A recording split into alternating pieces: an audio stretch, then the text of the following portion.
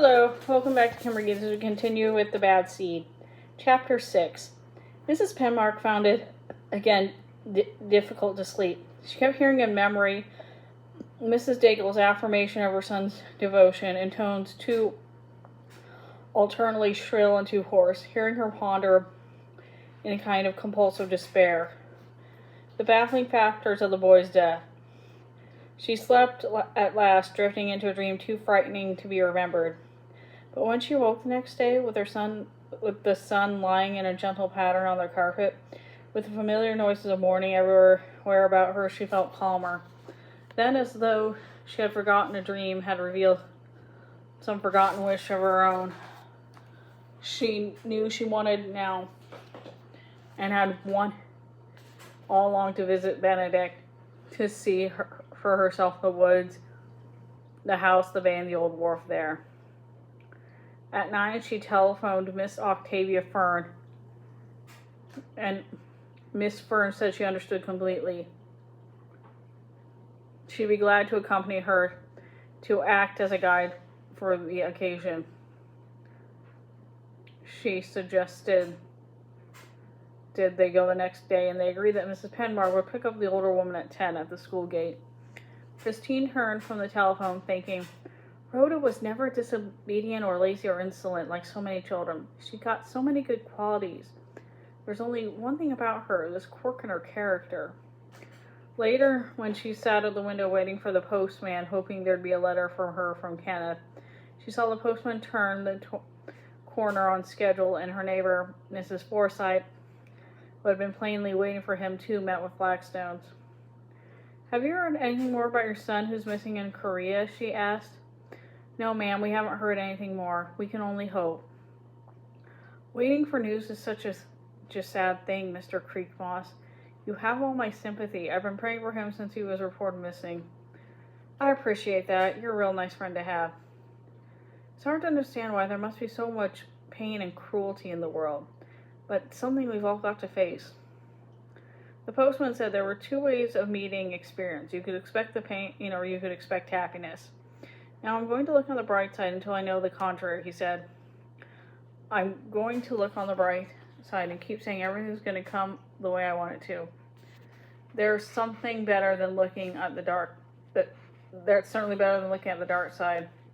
I remember the last war when I had to deliver those sad messages to people I knew real well.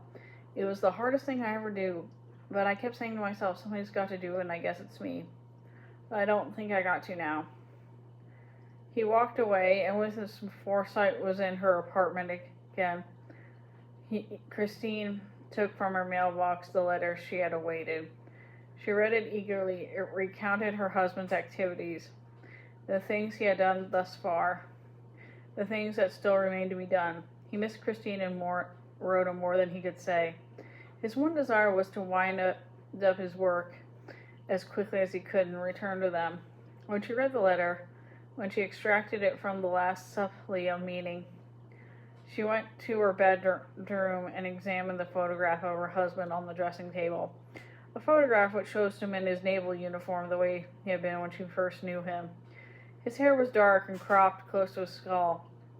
His brown eyes looked out on the world with a sort of innocent eagerness, a quality she had always found so moving, so entirely charming in him. And at that moment she had a desire to see him again, to hear his soft laughter, to feel his arms around her. That was almost unendurable. She reached out and touched her smooth tan cheek with her finger, her heart filling in again with all the richness of the love they shared. Her mind remembering once more than those tender, absurd, secret joys they had known together. And then, since she could not bring him back to her, she turned regretfully and began to work on Rhoda's school dresses. But she quickly found they no longer interested her, for the thoughts kept turning another way, and putting her typewriter on her desk, she wrote another long letter to her husband. She recounted the depth of fears which as of yet had such ambiguous facts sustained to them, which nonetheless persisted to trouble her. She spoke of finding the medal and of Rosa's evasive response to her questions. She She described her second visit to the Daigles. She spoke of the woman whose son was missing in Korea. In future, she would not.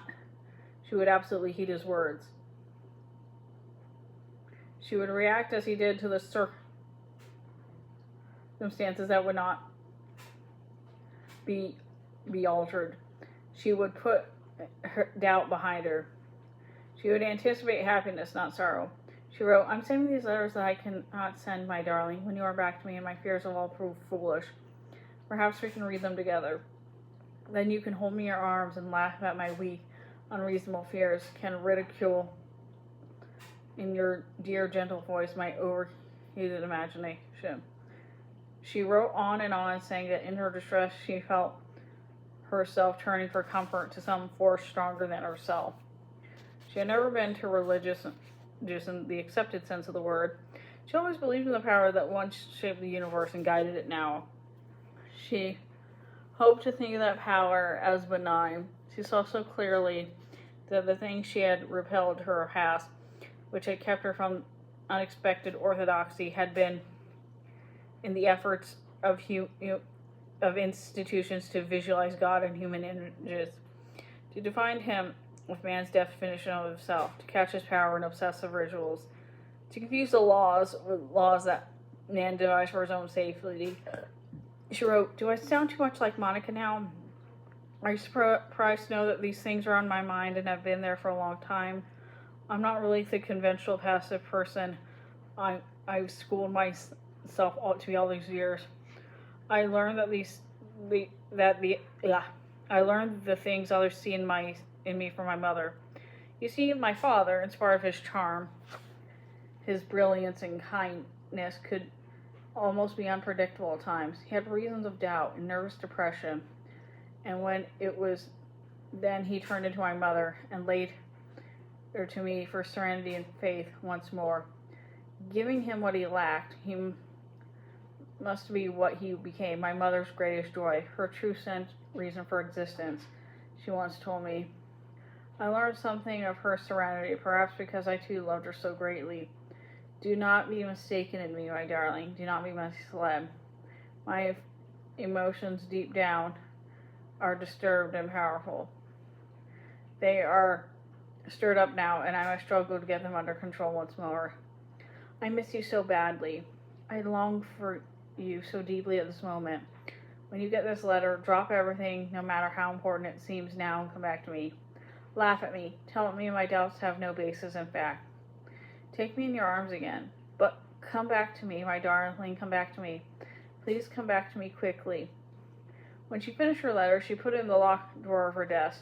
She went and stood by her window for a time, her hand pressed against her clock, and then, her heart lighter, she went on her ordinary affairs. Later, she sat down to read the morning paper.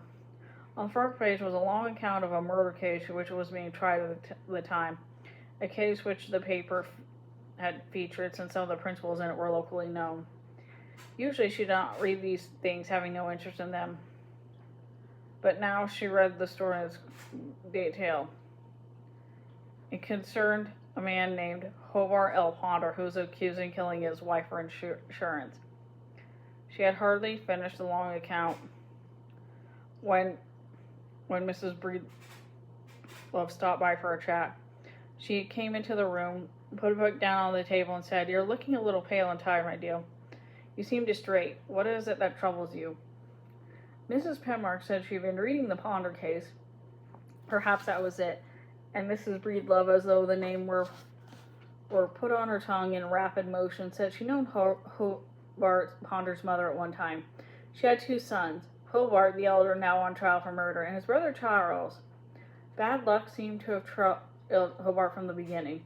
When he was about 7 or 8 years old, the accident locked Charles in an old icebox and had forgotten about him.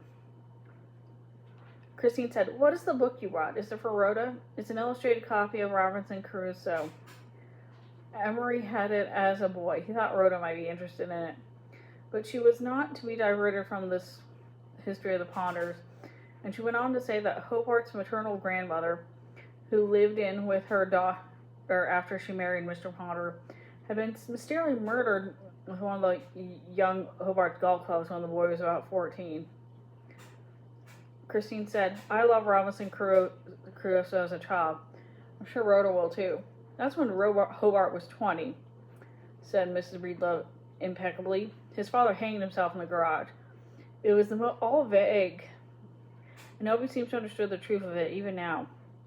And his mother died suddenly too, an attack of acute indigestion, they said. That dreadful thing about his wife and shotgun. She sighed and continued shrewdly, Why are you reading murder cases all of a sudden? The next morning, Mrs. Penmart left her daughter with Mrs. Forsyte, saying she'd pick her up as soon as she returned from her visit to Benedict.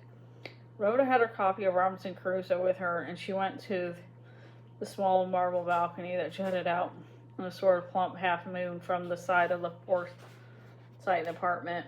She sat down to read, but almost at once she heard Leroy laughing and talking guardedly to himself. She bent over the balcony and saw him at work on the sweet olive bush below. He did not look up, but he knew that he had her attention, and saw out of the side of his mouth, There she sits on Mrs. Fort's gallery, reading her little book and looking cute and innocent, looking for butter wouldn't melt on her tongue. She can fool some people with that innocent look she can put on and take off even when she wants to, but she can't fool me, not me.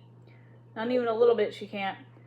The child stared at him with no expression at all, and then as his presence bored her, she turned her back to the book. Leroy laughed and said softly, She don't want to talk to nobody smart. She liked to talk to people she can fool, like her mama and Mrs. Breedlove and Mr. Emery. Rhoda closed her book on her forefinger and said, Go trim your bush. You talk silly all the time. His eyes met the coolness in her own, and raising his head, tilting his net back, he pressed his shears against his dirty coveralls and said, as though they were playing the balcony scene in some ancient play, I've been way behind the times heretofore, but I got your number now, miss. I've been hearing things about you that ain't nice. I've been hearing you beat up that poor little Claude in the woods, and then all three of the Fern sisters had to pull you off him. They tell me it took that many to pull you off him. I heard you run him off on the wharf, you was so scared. That's another thing I heard. Rhoda put down her book, gave him her full attention, and said, If you tell lies like that, you won't go to heaven when you die. I heard plenty, said Leroy. I listen to people talk and hear what they say. I'm not like you, who's gabbing all the time and won't let nobody get a word in edgewise. I listen all the time. That's the way I learn things. That's why I'm smart and you're so dumb. People tell lies all the time, said Rhoda, but I think you tell them more than anybody else. Leroy swung his shears outward in a wide, impatient gesture. I know what you've done to that boy when we got him out of the war. You can fool other people, but you can't fool me because I'm not dumb. I got your number, miss. You better treat me pretty from now on. What did I do if you know so much? Leroy made an awkward, dramatic movement with his shears and said, You picked up that stick and hit him with it. That's what you've done. You hit him because you wouldn't give him that medal like you told him to. I thought I'd seen some mean little girls in my time, but you're the meanest. Rhoda rested her arms on the marble balcony and said, You tell lies. Everyone knows it. Nobody believes anything you say. You want to know what you done after you hit that boy? Okay, I'll tell you what you've done then. You jerked off the metal off his shirt. Then you rolled that sweet little boy off the wharf among them pilings.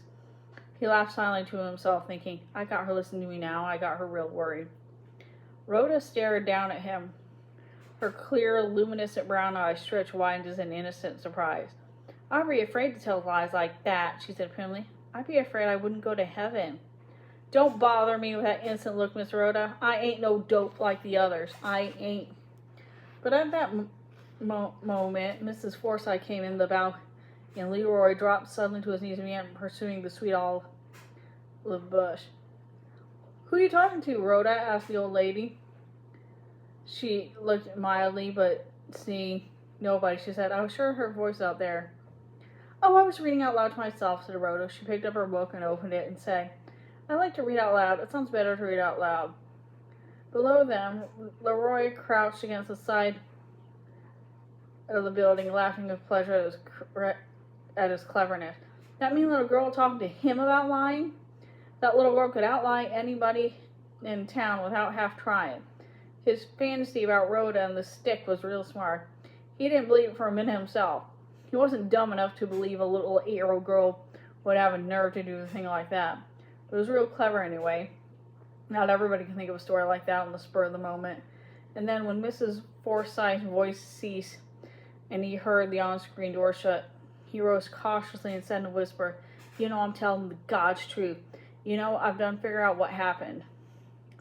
Rhoda leaned forward on the marble balustrade and said, "Everything you say is a lie. You tell lies all the time, Leroy. Everybody knows you tell lies." "It ain't me that tells lies all the time," said Leroy. "It's you that tells lies all the time."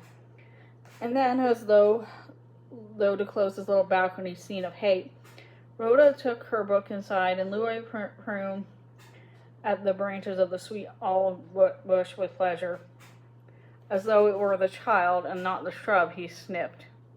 Mrs. Penmark parked at the front school gate, and Miss Octavia, spying through the blinds, came down and walked to meet her. They rode for a time in silence, or discussing things in which neither of them had the least interest. And then, as they approached Benedict, came the long avenue of live oaks and azaleas. Miss Fern said, "You must examine our oleanders while you're here. They're very old. My grandfather planted them originally as a hedge to screen the place from the road, but now they're trees. They're in full bloom this season, as you see." Then, as the two women got out of the car, Miss Fern said she phoned the caretakers at Benedict that evening before, and lunch would be ready at noon. It would be a simple one: crab omelets, buttermilk biscuits, a green salad of sort, and iced coffee. She did hope Miss Penmark liked crabs. "They're so plentiful this time of year," she said. "All you need to do is scoop them up in a shallow water at the beach. Once when I was a little girl like Rhoda, my father had the idea of building a pen out in the water so we could put crabs there and fatten them up to eat when they weren't plentiful at all. But it was as impractical as most of my father's ideas.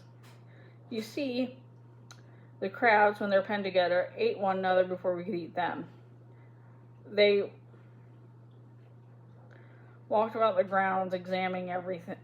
They stood on the bridge that spanned Little Lost River and looked at their shallow reflections in the black, sluggish water. Then, hearing the luncheon bell, they came back to the house. Afterward, Christine said she'd like to go on the wharf alone if Miss Fern permitted. Miss Fern nodded graciously and said, Of course, I'll join you later if that's agreeable. I want to take some cuttings from the flame-colored oleander leaf for a friend in town who's always loved that color. It's sort of a botanical sport. I've never seen that exact shade anywhere else. We have lots of time. I've got no plans at all this afternoon." Christine went to the end of the wharf and stood there in indecision. Knowing why she wanted to go to this place alone, she opened her bag, took out the penmanship medal, and dropped it among the pilings. In a way, she was as guilty as Rhoda, she thought. She flinched a little, seeing how affirmative, how dishonest she had become, how greatly her character was disintegrating under the force of anxiety and guilt. It seemed the best way to dispose of the medal somehow, for she had known, after her visit to the Gables, she could never return it to them. Then, as though to justify her action, she said softly to herself, "Rhoda is my own flesh and blood. It's my duty to see that she isn't harmed." She went into the summer house, a rickety structure with hurricanes had almost been demolished, and stood there in uncertainty, trying to arrange her thoughts logically. Perhaps worries were justified, perhaps not. How could she know? How could she be entirely certain? Doubt was a dreadful and destroying thing, she thought. It would be better to know surely, no matter what the answer was. She sat down, raised her hands in a gesture of important helplessness. Mrs. Fern joined her, a basket of cute cutting she had taken resting on her arm, then sat in silence, watching the level bay. Only one great moment breaking the silence, as they jumped in long, graceful arcs over the sand pit that ran out from shore. Then at length Miss Fern said, "Smooth those lines out of your brow. You're so much prettier when you're smiling." Believe me, there's nothing in this world worth a frown, much less a tear. Christine said, will you tell me what you think happened at the day of the picnic? I'm nervous and worried, as you see. Mrs. Fern said in surprise. Oh, why, I thought you knew. And then lifting her cuttings and arranging them one by one in the basket, she said it was a relief that the boy to escape Rhoda's persistence had hidden in the wharf, perhaps in the summer house where they now were. But Rhoda had found him when he saw her approaching, being confused, and backed away from the water. Christine said, yes, I can imagine that. Miss Fern continued, saying that Claude, despite his seeming frailness, was a good swimmer, and of course Rhoda knew that. Once in the water, she had every reason to expect him to swim to shore. How could she have known that the pilings were in that exact spot? Children were quite strange, she felt. We should not judge them by the standards we used in adults. Children are so insecure and helpless. Perhaps the thought in Rhoda's mind at the moment of the boy's falling in the water is that he'd ruined his new suit and she'd get a scolding for causing it. The guards calling her was about that time had made her even more panicky, perhaps, and she ran ashore. Perhaps she stood beside those crypt myrtles to watch. But when Claude didn't swim ashore once, she probably thought with an odd logic of childhood hidden under the wharf to frighten her. So she did nothing at first, and of course later on, when it was too late to do anything, she was afraid to admit what had happened. She put down her basket, shaded her eyes, and looked at the blue rippling bay. She said, I think the worst thing we have to face, since you wanted me to be frank with you, is this. Rhoda, in an emergency, deserted under fire like a frightened soldier.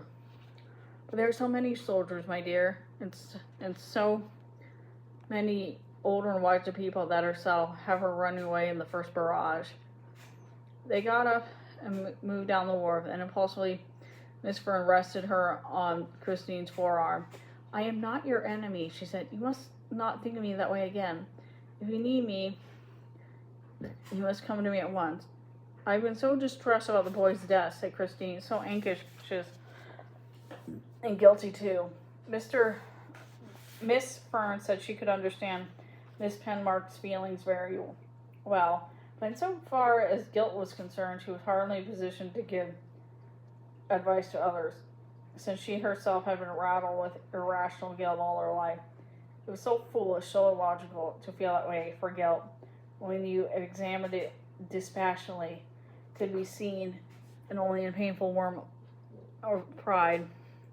But it was only natural to expect that we all have our particular guilts, since our development, our very place in the world we live in, is based on that premise.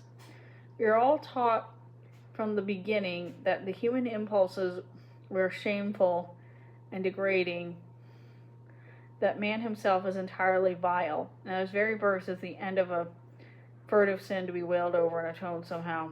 She thought it rather ingenious of those who were shocked when the bishops and preachers and cardinals, the communists, broke down so easily under stress and confessed every evil action. Every ill-defined sin their captors put into their mouths, they had been conditioned to an acceptance of their individuals from the cradle onward. The surprising thing, in her opinion, was that they confessed to the monstrous impossibility soon, but they had held out for so long as they did. Christine said, I don't know, I'm not really intellectual. They got into an automobile, and Miss Fern, continuing her theme, said unless man was unable to comprehend infinity, the baffling anomaly of a universe without dimension, he could not comprehend the nature of God. She thought the efforts of mortals like ourselves to catalog, to limit to attributes our own moral precepts to him, or even define his nature, were both foolish and presumptuous. Christine thought, I'm going to accept what Rhoda told me. I'm going to give her the benefit of every doubt. There's no reason to think that the death of the old lady in Baltimore and the death of the little Dago boy are connected. There's nothing I can do but trust her unless I want to worry myself sick. Miss Fern continued to speak softly, breaking off her discourse occasionally to put out a or some historical landmark. She said, "How can we know that our own concepts of good and evil concern God in the slightest? How can we be so sure He'd even understand our tests and definitions? Certainly there's nothing in nature and the cruel habits of animals that should lead us to think He does." Christine said, "Perhaps so, I don't know." Monica Breedlove once referred to me humorously. It was in a speech for one of her drives, as that simple romantic whistler's mother's school among school madams. She laughed disdainfully, steadied her basket on the seat behind her, and said, "Actually, it's the other way around. Monica thinks man's mind can be changed, thinking through lying on a couch and talking endlessly to another man who is often lost as a patient. Really, Monica is far more trusting than I." After lunch, Rhoda asked permission to sit in the park, and Mrs. Forsythe said she could. She took her book and went to her usual place under the pomegranate tree. She had hardly turned to the correct page when Leroy, who could never leave her alone for very long, came to the park and pretended to sweep the path behind her. He swept the same spot over and over again. At last he said, "There you sit, reading a book and trying to look cute. Maybe you're thinking how you hit that little boy with a stick. Is that what you're thinking right now? Is that what makes you so pleased and happy?" Rhoda said in a tone that a bored but tolerant adult might use, said, "Finish sweeping the walk and get away from me. I don't want to listen to you. You talk silly all the time." Leroy put his broom down for a moment and examined the pomegranate tree, snickering and nodding his head. He picked off a dead branch and held it to his hand. Then in front of the child, waving the branch in his palm, he said easily, "Is this the size of the stick you hit him with? Sweep your path. Either that or talk to somebody else."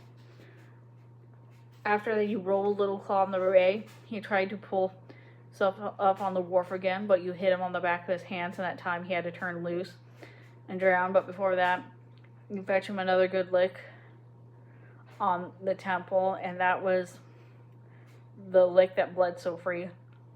Rhoda looked about for her bookmark. She did not want to damage her property by turning down a leaf. Before her on the path was a small, soft pigeon feather. She picked it up, blew it from the dust, and marked her place with it. Then putting the book on the bench beside her, she stared calmly at him. "You make it out like you don't know what I'm talking about," said Leroy in delight. "But you know what I'm talking about, all right. You ain't dumb like the others. I gotta admit, no matter how mean you are, you know what time it is, just like I know what time it is. You ain't no dope, that I must say, and that's why you didn't leave that bloody stick where people could pick it up. Oh no, you got better sense than that. You took that stick with you, and when you ran off the wharf, you were among the trees with nobody to see you. You went down to the beach and washed off that bloody stick good. Then you threw it in the woods where nobody can find it. I think you're a very silly man." "I may be silly, but I'm not silly like you are," said Leroy. He was enjoying the scene more and more. That mean little girl was letting on like she wasn't interested, but she was interested all right. She was scared deep down, but she wouldn't admit it.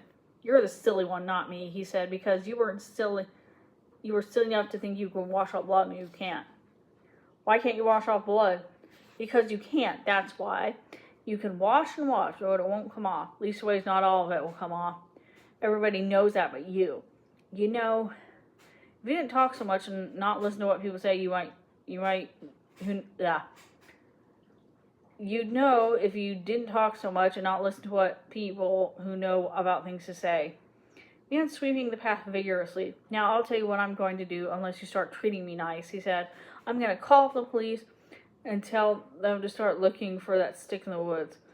And then they'll find it too. And then they got stick bloodhounds to let them look.